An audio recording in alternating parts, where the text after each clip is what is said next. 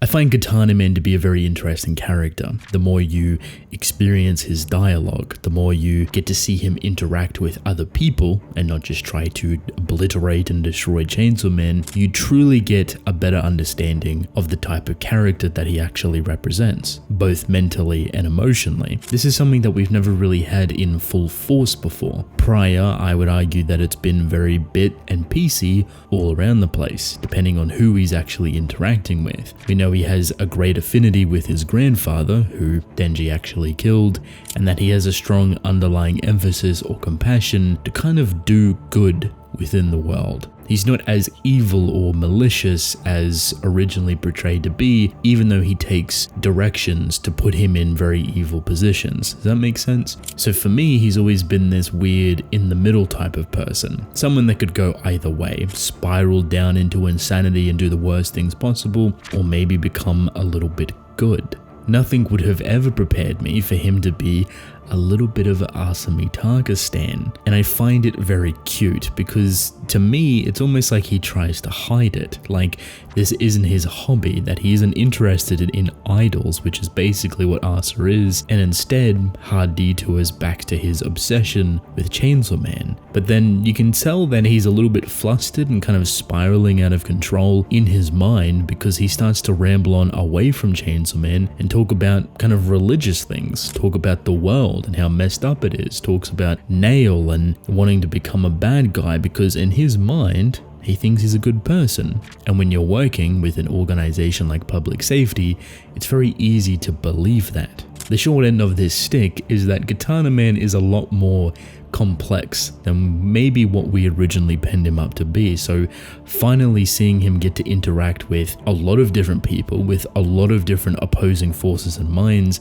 really brings him out of his I hate and want to kill Chainsaw Man shell. It feels refreshing. It's like a new dive or recontextualization of his character so much later within the story. We know what he's capable of. We know how powerful he is, but seeing him from a new light, from a new perspective, underneath public safety when that isn't even his main agenda or goal, he doesn't care about them. He just wants Chainsaw Man, and these people are giving him the access to finally get it. The concern that this brings up for me is how does he operate within the future? If his goal is Chainsaw Man, how does that work with Asa when her goal is Chainsaw Man as well? How does that work with War? How does it work with Fami? They all have different agendas, but they also don't really understand what Chainsaw Man and Denji are capable of, and we also know that there's a ton of context that is very much missing. We know that Asa, as a character, is heavily manipulated by emotional context and vulnerability. Anything that has some sort of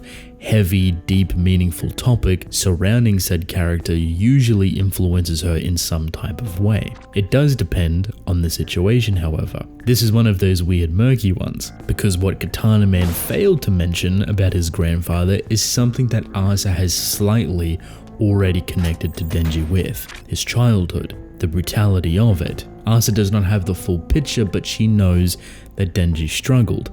She can infer that just by the conversations that they've talked about, just by the lifestyle that Denji's currently living and the person that he's currently caring for, Naoyuta. So it reaches a point of, well, Katana Man didn't tell the full truth, he wasn't necessarily lying, he just didn't explain it, and Asa is heavily moved by emotional vulnerability. Who do you think has more sway there? Katana Man's grandfather that was so horrible and malicious and pried on innocent people and children, made them sell their body parts and work for them desperately, almost dying every single day? Or a child that has nowhere else to go, that has no people, that has lost everything, that needs money, that hasn't ate food, that is working to death, that is selling their body parts?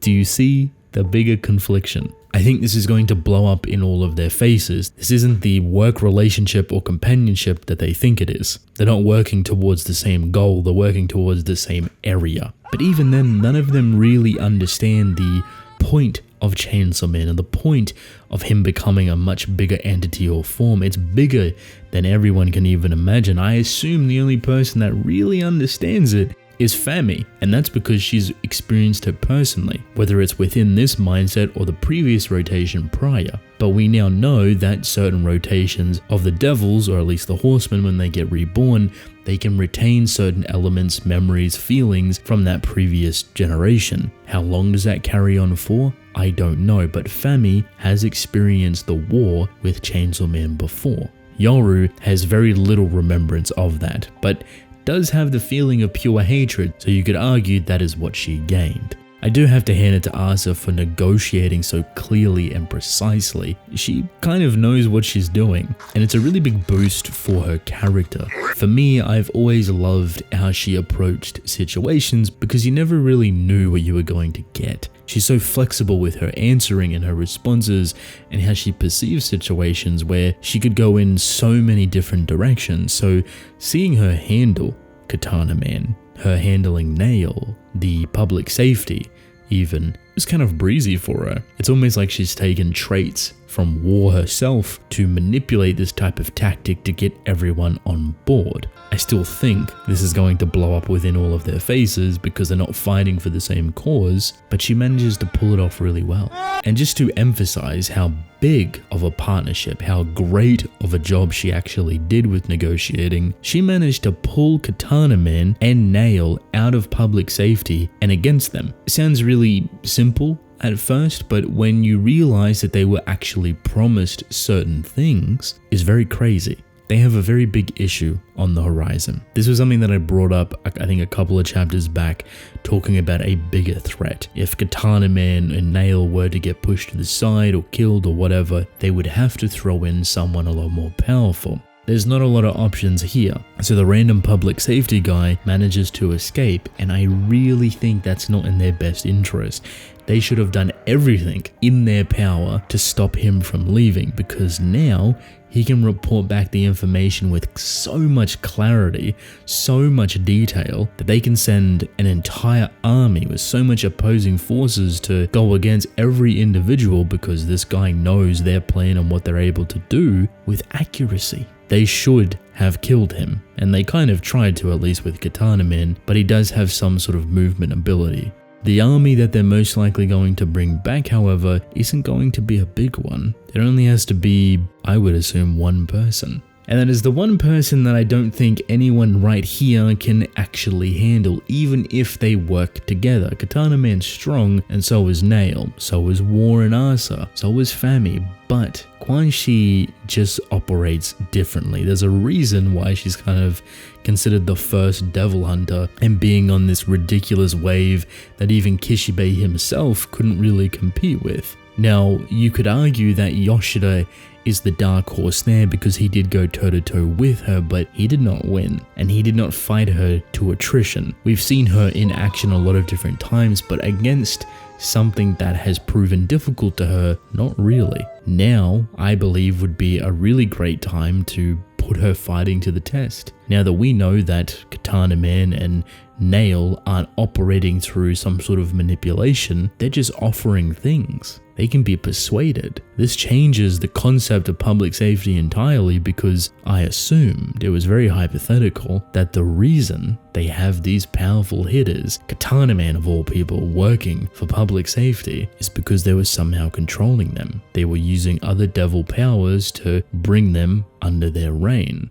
It's just not true. That might not sound like a crazy thing, but it makes for a very unstable public safety. They have no way to control people. They have no way to forcefully have people fight for them, even with using devil-like abilities. So realistically, they have to rely on people that are hopefully really down for the cause. And public safety have been proven to be very incompetent, very weird and disgusting and all over the place. They're not the save the public as you would actually expect them to be. Yoshida, for example, is someone that I believe does not put all of his stock or value into public safety's morality or ethical debates. So depending on how he flips, turns, or potentially reveals to be an insider for someone else, who knows, but there's a reason why Kishibe is a solo artist. Bring him back maybe, at least when the time is right. I really appreciate how this chapter comes to an end. There's this weird connection between Katana Man and War, and the way they talk to each other or interact is really